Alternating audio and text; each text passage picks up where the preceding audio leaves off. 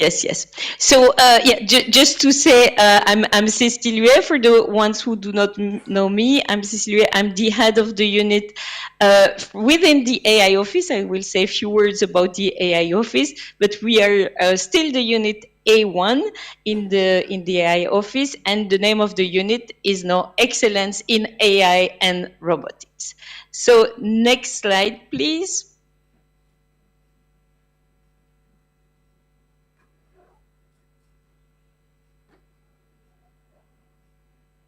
Okay, very good. So in that slide, I wanted to remind us a little bit the history and what what the call was about, the ICT 48 call. So I found back the presentation we were giving in the info day. So the goal was really to create a vibrant network of excellence center, and the goal was to foster the cooperation among the best research teams we have in Europe, and the goal was to help them joining forces to tackle the more efficiently in joining forces major scientific and technological challenges in AI, hampering the deployment of AI-based solutions. So then some other excerpt from the call, we wanted the networks to build synergy with the AI on demand platform. We even wrote that the AI on demand platform should be the backbone supporting the research to share knowledge and then to share also results and compare results. And they should the network should contribute to the development of ethical and trustworthy AI, which is, of course, the trademark for AI made in Europe. And the network together should form a common resource, shared facility, virtual lab, offering access to knowledge and expertise in attracting the talents. Then they should become a reference, creating an easy entry point to AI excellence in Europe, and should also be instrumental for the visibility of what we do in AI in Europe. And they should also define challenges. And so this is the roadmap we are calling, we are asking you to develop and implement common research agenda. Next slide, please. So what were the expected outcome as defined in the call? So we wanted to reinforce Europe research capacity in AI, ensure that we have the leadership in key strategic research topic, make Europe a research powerhouse of AI, increase the attractiveness for scientists, and create the nest for the future generation of scientists and breakthrough in AI. And stronger, make the AI on demand platform stronger, and mobilize and also the community and the high-level expert to make really the AI on demand platform the reference resource for European researchers, developers, and integrators. So next slide, please. And then let's make the parallel to what the networks have achieved. So what I read in your documents is that for sure we know that we have spent more than 100 million euro on the network so far. And then there are almost 200 organizations, 300 associated partners, and 300 research groups involved, and over 1,400 individual researchers. And in terms of interesting figures as well, more than 2,000 scientific peer review publication of paper, and including also additional resources. And then some key results you have: a joint research agenda, joint ecosystem mapping, common visual identity. So this took some time to create all those things, but now this is becoming a reality. You have AI education and training program with AIDA, the academic industry collaboration, scientific exchange and collaboration with all the exchange you have triggered to your activities. Next slide, please.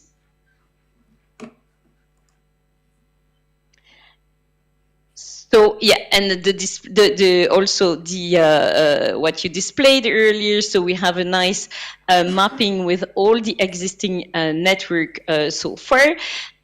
So 9 networks are running, and here we see the common identity that you developed. So the AI-NOE logo. Next slide. So when I mentioned the strategic research and agenda, so each network created their own agenda, and all together you have the joint research agenda that comes then also a very strong input in the AIDA strategic research agenda. Next slide, please. When it comes to this mapping, one important result is that bringing all the different groups from the network, then we have now a very nice map in terms of competency. We can see who is doing what, and also the mapping in terms of application area. And I can tell you it's extremely useful for various reasons. I can tell you that the cabinet called yesterday and asked, okay, who are our group working on that topic, and which application area are they working on? So only for that perspective it is useful. I hope you find it also useful from your perspective to find partners, to also for us there is another reason. When we define calls for proposal, we work with different communities, policy-driven community, for instance, in healthcare, and they're asking, okay, where are your developers? So are we sure that we can absorb, for instance, such amount of funding in this or that area? So this is extremely useful, and I hope that from your perspective, from a research or industry perspective, it is also something you find useful. Next slide, please. So now you have started your project, but a bit more than 1.5 years ago. Next slide.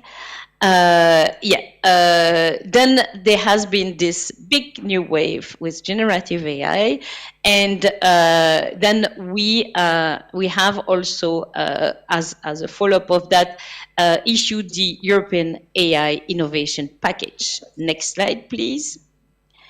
The reason is that we saw this amazing speed in adoption of generative AI, and not only in us playing with ChatGPT, but in every sector we see now more and more company testing with it, and the potential increase in profit margin is going to affect almost all the sectors. And you see the profit margin increase can be very, very high, and you see all the sector affected. In terms of potential impact, so there are plenty of predictions, but it's a matter of trillion euro per year, apparently. But the situation is that the private investment, especially in the US, is really much higher than the rest of the world, in particular EU. So, and we realize as well,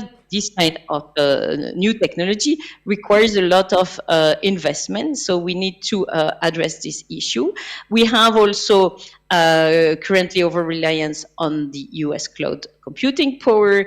The fragmentation of the quality data set is an issue. And also we are lacking sufficient skills and expertise to really boost our development potential in the matter. Next slide, please. The situation is also interesting and worrying at the same time. Interesting because we see all our big industry starting to adopt it, starting to test with it, but they are testing with mostly non-European technology. So they partner with Amazon, with Google, with Microsoft, and you see it's affecting all our big industry. Be it in energy, in healthcare, in automotive, manufacturing, semiconductor, retail. So all our big player take it seriously, but we need then to react to that. And this is why, next slide please, we then publish this AI innovation package. And the goal is really to react to this situation, previous slide, to the one before, if you could please come back to one slide before. This one? No, just one before, where it's called the EU innovation package. Yes. Thank you. So this big innovation package is a 4 billion euro investment that we announced in January this year, and this is next one to react to the current situation. There is a bit of latency, maybe.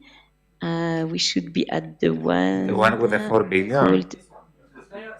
Yes, exactly.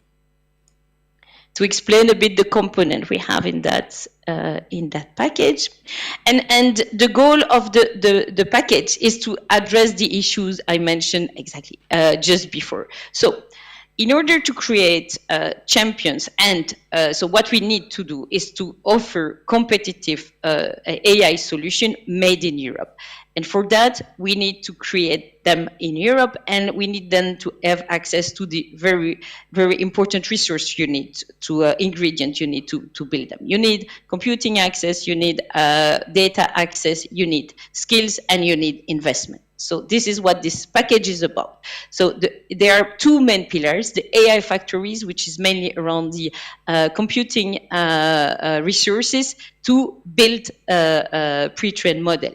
And the second pillar is GenAI for EU, and the goal is to there to support the development of solution, so fine-tuning this model so that then we can offer good solution to our various industry, to the public sector, and also to the scientific field. In addition to that, we also have financial instruments to support also the development of the startup and hopefully offer means so that they can also grow in Europe. Together with that, we also link to our existing activities in terms of data space, so creating a mechanism to facilitate the access to high quality data. We continue having our support to research and development in AI algorithm. I surrounded it because you are part of this initiative to really progress in terms of AI solution. And also we have a number of activity to boost our capabilities in terms of skills. You are also covering that through the networks, but we will also further develop that in our program. In addition to that, we have the AI office. I will say a few words about that a bit later. And then we have what we called EDICS, European Digital Infrastructure Consortium. These are multi-country projects sharing, co-investing together with us in some projects. We have one which is very relevant to AI, which is the ALTEDIC, and the goal there is to bring member states together so that they can share also data resource, for instance, to train a language model in all the different languages. So they will play an important role in the ecosystem of AI large language model development. Then we have the Cityverse EDIC, which is more application driven, and the goal is to have again a multi-country project which is addressing smart cities and communities. And of course, they will develop digital twin of the cities, and AI is a very powerful tool to help the modeling and enrich such a digital twin. So this is, in a nutshell, the AI innovation package. Next slide, please.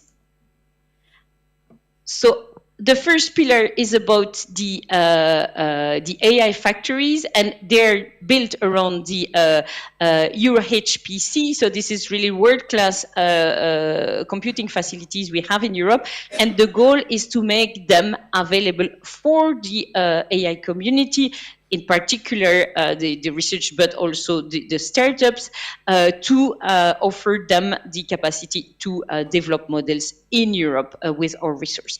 And so a first step has been to adapt the EuroHPC joint undertaking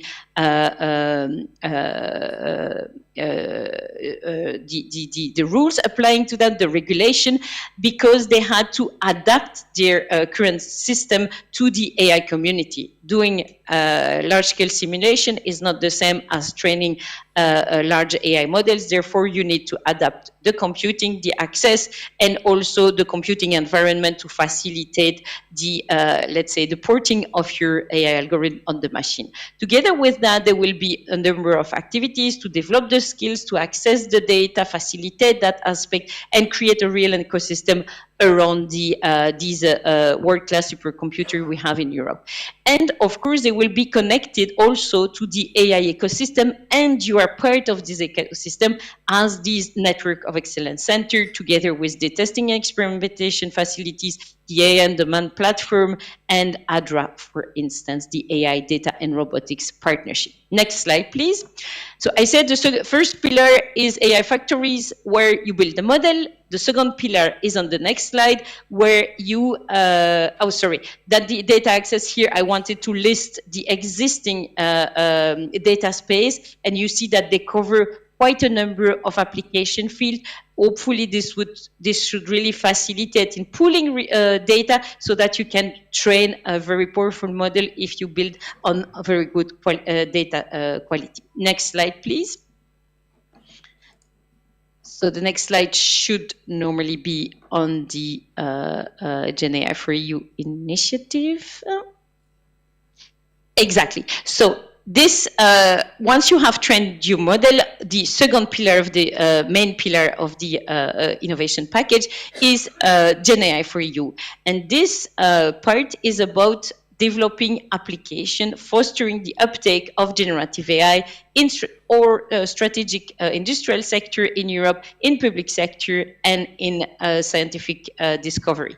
And here we have some in the communication identify a number of concrete use case where generative AI has already demonstrated some potential, but is expected really to bring a lot of added value. One of them is robotics, because in Europe we have been investing a lot in smart robots, and we expect then generative AI, and we've seen it as well already, that if you embed generative AI to make the robot smarter, then you bring them to a higher level of autonomy and making them more robust and resilient and so on. So this is where we want to push in order to keep our leading edge in robotics in Europe. And then the same applies to many different sectors such as healthcare, material, energy, manufacturing, cybersecurity, agri-food, and science and public sector. Next slide, please. They will apply in all the key sector we have in Europe. So we're going to see how we can support our strategic sectors in Europe, and 14 strategic sectors have been identified in Europe, and therefore this generative AI initiative, which will last for a few years, will also see how we can support those different sectors with the different tools we have to really keep them. These are our strategic sector, they are competitive, and if we want them to keep their competitive advantage, we need to help them with the best tool we have, and generative AI is there to help them. So this is one activity we're going to push to generative Gen AI for You. Next slide, please.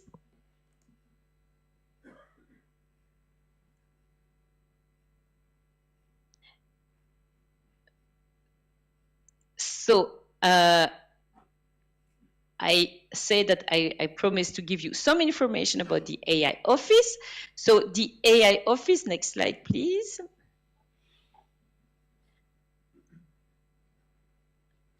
Just one after. So the AI office actually is building on the unit we have, together with the sister unit, which was the one developing the AI Act, so the regulation, and then we grow from this setup, bringing additional component. So we will have more than 140 staff. and including different aspects. So it's really a comprehensive team, let's say, that address all the different aspects of AI from the legal perspective, the policy perspective, the socioeconomic perspective, but also the technical perspective. So our unit is an integral part of it, and therefore you are part of it as well as being part of the portfolio we are managing.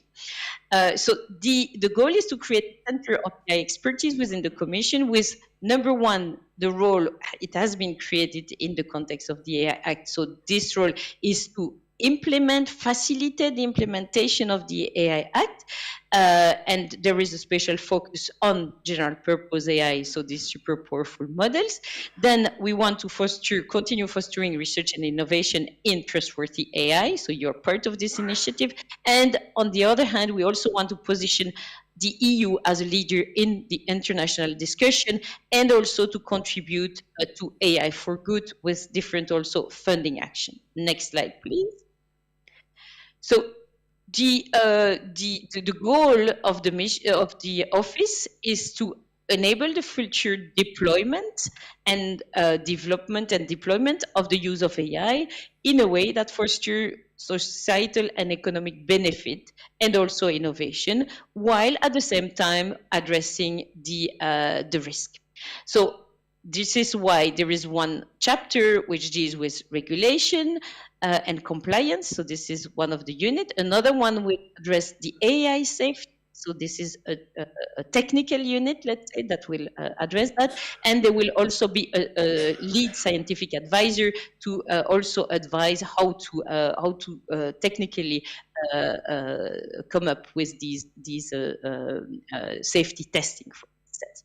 So in addition to that, second line is about excellence in AI and robotics. We continue, this is our unit, continuing the support of research and innovation in the field.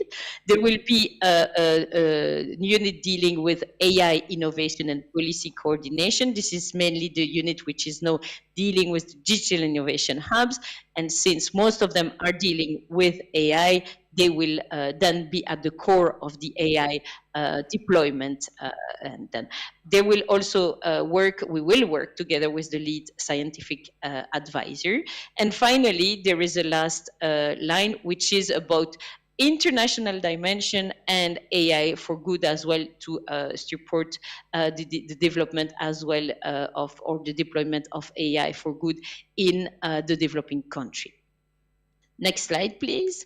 So this is the structure of the office as I described, and you see that our unit in the next slide is the first unit, together with the other unit, then regulation, safety, innovation and policy coordination, and AI for social good, which is the last unit, but it's on this slide. And then we will interact with different bodies. There is an AI board, which represents the member states. There is a scientific panel to support the technical advice. And there is an advisory forum, which is more a multi-stakeholder forum to support also with inputs and views from various stakeholders, including the civil society and a more multidisciplinary set of people. So now you know the setup and what this AI office is about. So coming back now to Gen AI for EU and what we do to support, next slide, the uptake of this technology in Europe, especially generative AI. So you can jump 2 slides, because the next one is an introductory slide. After 9. Okay, yeah, this is this one.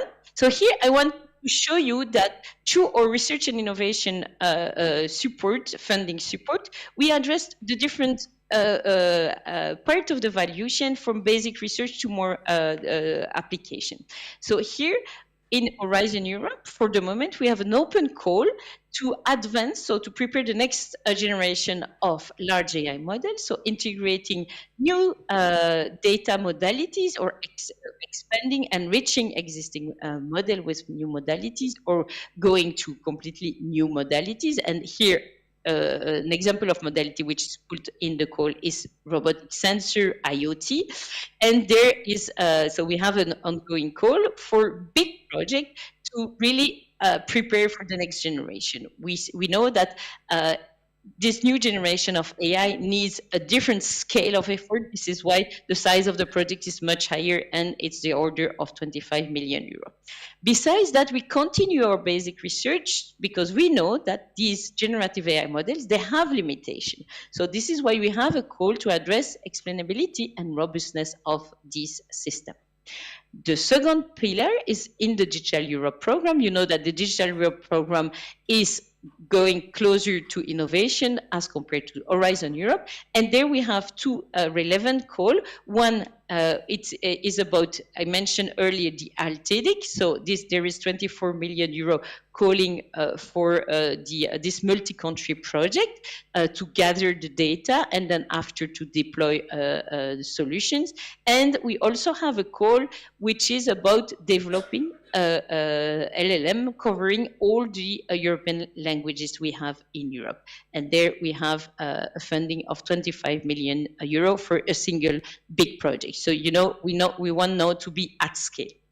And finally, there is currently an open call, an AI accelerator, which is targeting startup and SMEs, and they can receive up to 2 million euro grant and up to 15 million euro equity. So it's really to support the growth of our champion here in Europe. And this time, the focus is on developing frontier models, so training models, which are expected to then become the one we need for Europe, so with advanced capabilities. So next slide. So this is the open call, but now we are preparing as well for the future and discussing how we will implement GenAI for you in our next funding programs. And the main vehicle for that is Horizon Europe program. So we are considering all the different cluster, as we are calling them, in the second pillar of Horizon Europe. So they address more application-driven areas, such as in healthcare, we have also culture and creative and inclusive society. We have cybersecurity, pillar 3. Then the area, the part of the program where the technology is developed itself is the fourth, the cluster 4. You are all coming from funded from cluster 4, and this is the digital industry and space, and this is also where we support manufacturing, for instance. Then there is a pillar on a cluster on climate, energy, and mobility, and one on agri-food, environmental aspect, and so on. So we are identifying in each of the cluster how generative AI can support addressing the challenge they have in these different clusters in solving healthcare issue and so on.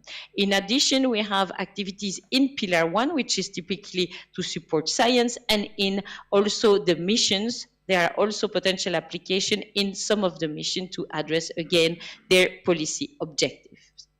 Next slide, please. This is just to illustrate then some specific examples where GenAI can be used in the different cluster. And here, the most illustrative example in healthcare. So, generative AI has already shown its potential in medical imaging and support diagnostic.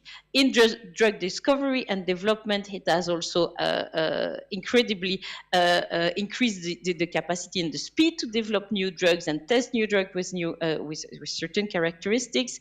They are also expected to really support and improve personalized medicine, building on all different types of data from the patient and from the literature to really have more targeted curing.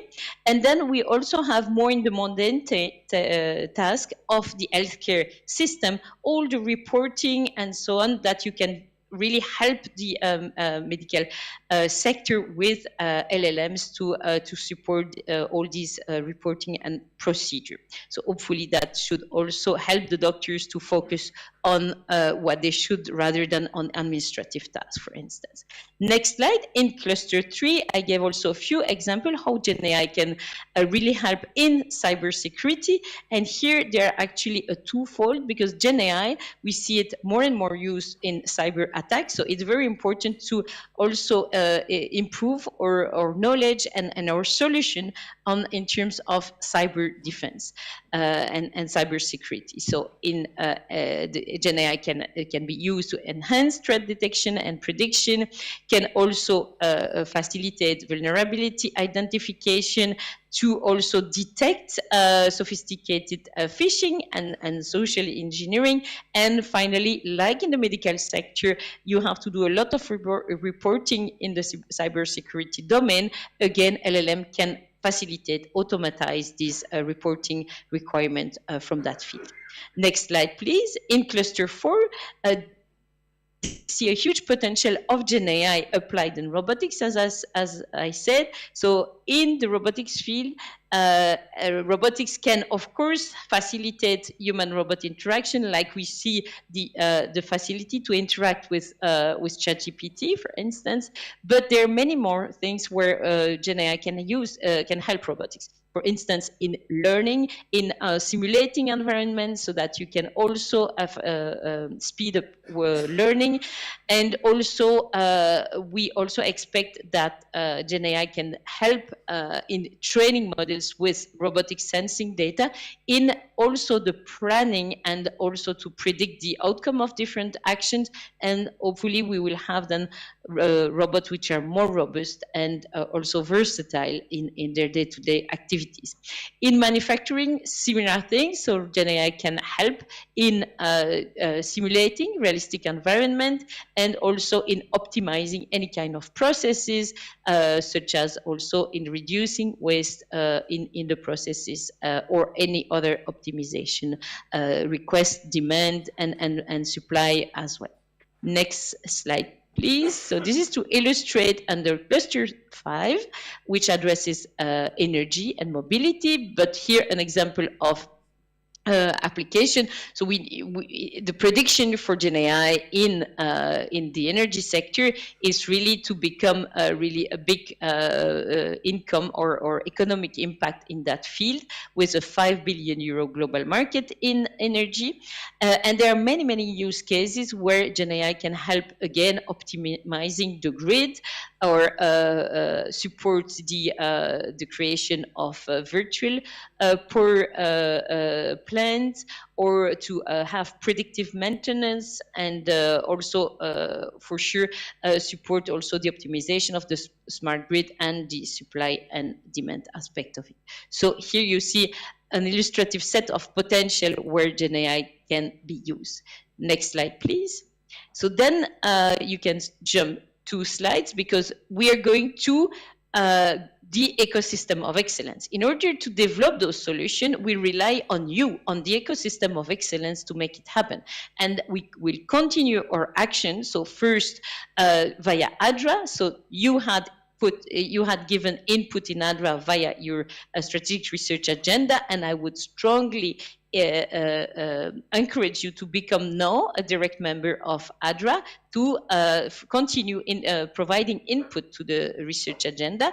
We use it to define our funding priority. Then we still continue the network of excellence. The AI on demand platform is essential to as a memory, as a tool, both for the research, but more and more it will become also useful for the application and industry. We continue the testing and experimentation facilities to bring the solution closer to market, but first you need to test them in real environment. And finally, the European Digital Innovation Hub will help in the deployment. Next slide, please. Here it's to illustrate, as I said, so very concretely speaking, examples of companies already testing generative AI in their field. So both in manufacturing, automotive, cybersecurity, energy, and pharma. So it's to illustrate how that this is very concrete, the way we see the evolution and how the companies are taking seriously, big companies as well. So now it's really becoming a reality, and we need to speed up and to make sure that we have solution in Europe. Next slide, please. But we have the capacity. We have the capacity in your labs, but we also have capacity in startups. So there are quite a number of AI startups, and this study is about 6 months old and identified that already 10% of the more than 6,000 startups in AI were already turning into Gen AI. Now the field has evolved quite a bit. I'm pretty sure that the figures are much bigger today. Next slide, please.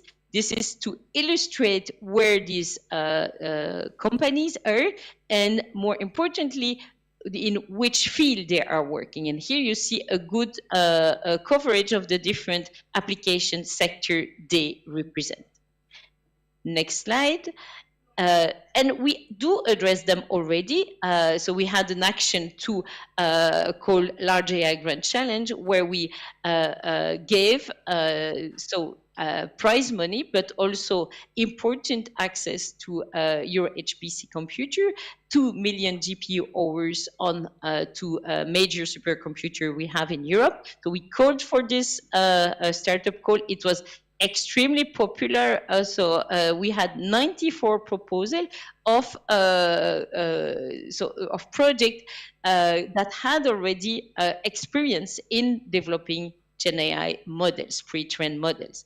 And I invite you to stay tuned. You should hear more about the result later on today. Next slide, please. But it's we want to continue supporting the community. So here it's a mapping of the competence center working in general and Gen AI in Europe, and we also see the evolution about the ecosystem throughout Europe. Next slide, please. The next slide is directly linked to your activity.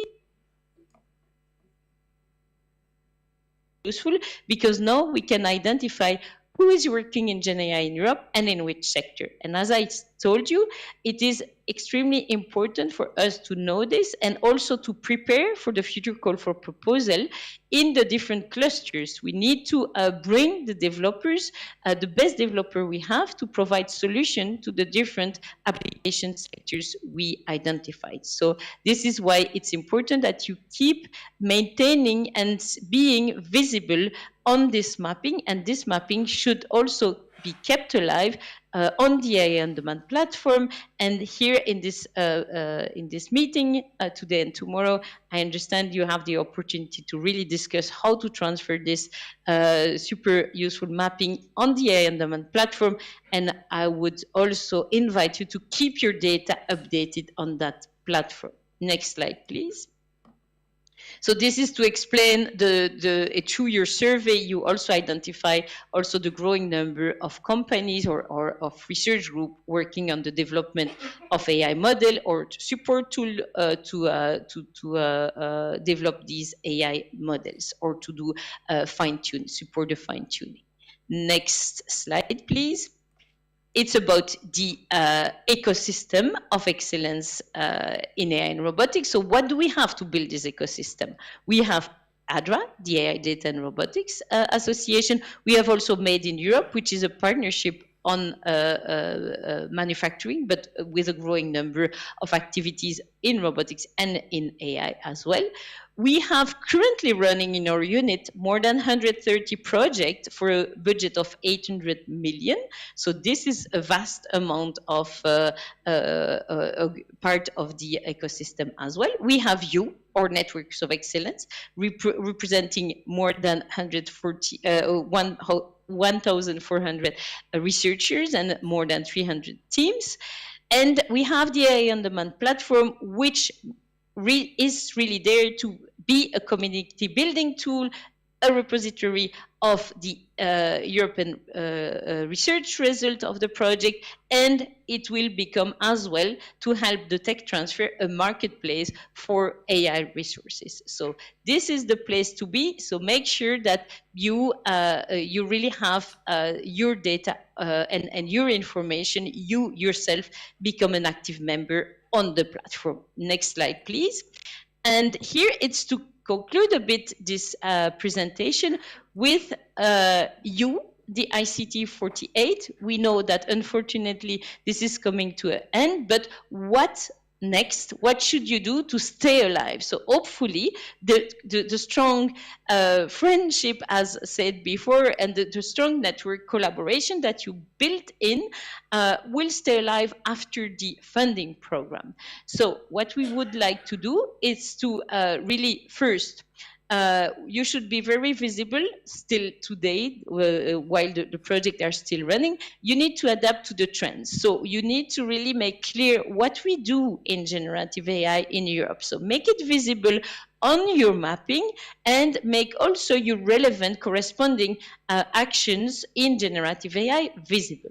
So in ADRA, for instance, there is a task force on generative AI. Become a member of ADRA and an active member of it to really also drive the future of generative AI. We will use it to identify and fund or give our funding priorities. On the AI on demand platform, maybe you could also think about creating a chapter on generative AI and put there all the good work we are doing in Europe in the field. Now, regarding the maximization of the impact of your current network of excellence, and this is part of the sustainability plan, the strategic research agenda, you will have then to develop them now under ADRA. This is the place where formally we expect the community to interact with us and to guide us in our funding priorities. So there, become active and do contribute to this agenda there to prioritize our funding. Second, the mapping. You have it, bring it on the AI on demand platform. It will stay there and alive, and keep it. It should become a live tool rather than a static tool. The field is changing every day, so we have to adapt as well. The resource you have developed tons of very interesting things. Don't let them die at the end of the project. So bring them on the AI on demand platform. And Gabrielle is here, and also Barry is here at this event, so to help you to and ask the question and make sure you know and you have at the end of this event the right tools, the right knowledge to bring your very nice result and your activities, your resource on the platform. And we would like really that you also use both ADRA E, which is the coordination and support action under ADRA, and the AI on demand platform to keep your network alive. So maintain your activities, keep working together, and be very, very visible. So you have tons of interesting success stories. So you should bring them on the platform to make your result more known to the outside world. You